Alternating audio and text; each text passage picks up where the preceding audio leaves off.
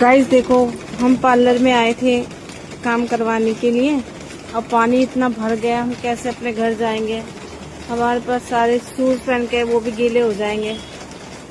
देखना कितना पानी भर जाता है यहाँ पे। हम इतने परेशान है ना। पार्लर हमारी देखो स्कूटी कितनी डूब चुकी है, ये देखो। और पता हम पार्लर में बैठे, हमारे बच्चे रो रहे होंगे। हम आईब्रोज बनाने के लिए आए हैं। ये भगवान बारिश रोक दे, थोड़ी देर हम घर पहुंच जाएं। ये देखना, अब ये पार्लर में सारा पानी अंदर आ गया। देखो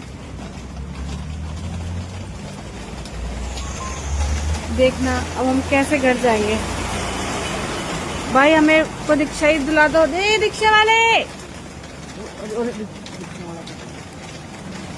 एक रिक्शा वाला खड़ा है, वो भी नहीं आ रहा है। देखना भाई, अब हमें बैठा ले। लिफ्ट दे दे, लिफ्ट। देखो कोई हमें लिफ्ट